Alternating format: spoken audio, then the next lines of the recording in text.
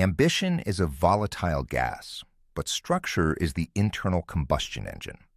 Without an organizational skeleton, your financial hustle is just a noisy, inefficient expenditure of heat.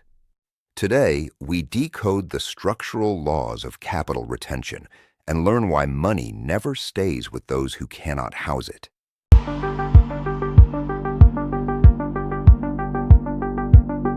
In economic theory, we often treat money as a fluid asset. We speak of liquidity, cash flow, and market pools. But fluid assets obey the laws of physics. If you pour a gallon of water onto a perfectly flat, unstructured concrete floor, it disperses, creates friction, and rapidly evaporates. It accomplishes zero mechanical work. However, if you funnel that exact same gallon of water through a sealed, hyper-reinforced steel pipe, you create hydraulic pressure capable of cutting through solid rock.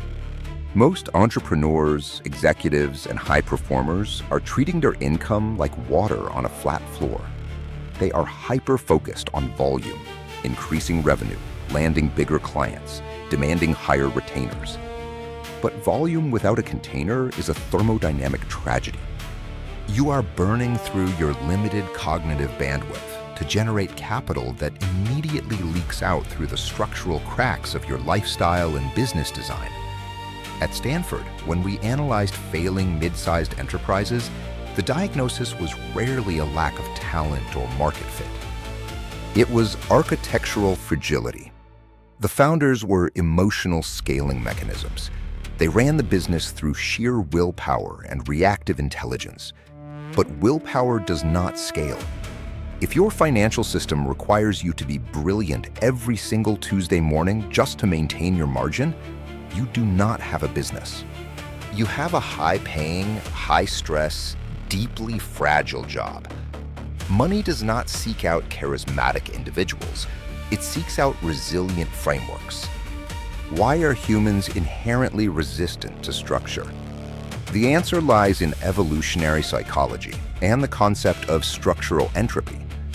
Left to itself, any system naturally degrades into chaos. Your brain naturally prefers a low-resistance, unstructured state because creating order requires a massive upfront expenditure of metabolic energy. Why are humans inherently resistant to structure? The answer lies in evolutionary psychology and the concept of structural entropy. Left to itself, any system naturally degrades into chaos. Your brain naturally prefers a low-resistance, unstructured state because creating order requires a massive upfront expenditure of metabolic energy. We falsely equate an unstructured life with freedom. We tell ourselves that tracking every single dollar, building rigid standard operating procedures, and automating our financial allocations is restrictive. This is a cognitive error. Unstructured freedom is a psychological illusion that conceals a state of chronic, low-grade survival anxiety. When your finances lack structural boundaries, your brain is forced to constantly run micro-simulations to verify if you are secure. Can I afford this luxury? What happens if this client churns? Is my tax allocation sufficient? This constant background processing causes severe decision fatigue. Furthermore, a lack of structure triggers the hedonic leak. Without automated barriers that instantly sequester your capital into specific, untouchable structural holding blocks the moment it hits your account, your brain perceives your gross revenue as disposable surplus.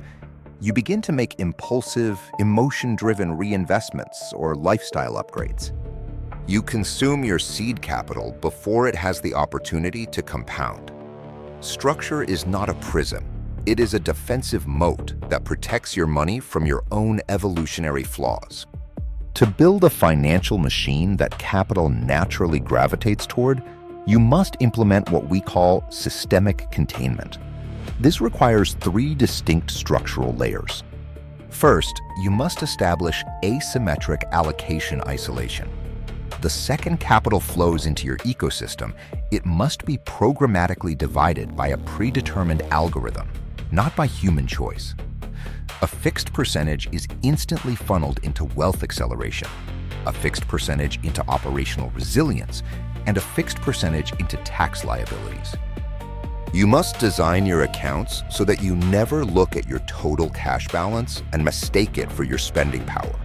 You operate only within the confines of your specific operational container. Second, you must build an operational skeleton. This means every repetitive task in your business and personal life must be documented, mapped, and converted into an automated workflow or a rigid checklist. If an employee, a software tool, or an automation script cannot execute a process without your live, real-time intervention, you have a structural leak. You must ruthlessly remove yourself as the bottleneck of your own economic engine. Third, you must implement stress testing protocols. Just as we stress test institutional banks to see how they perform during a market liquidity crisis, you must stress test your personal structure. What happens if your primary income source drops by 40% for 6 consecutive months? Does your structure automatically contract its liabilities, or does it collapse under the weight of fixed costs? A truly sophisticated structure is anti-fragile. It uses systemic tension to become tighter and more efficient.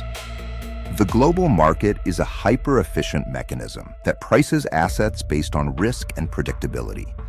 High-risk, erratic cash flows are heavily discounted.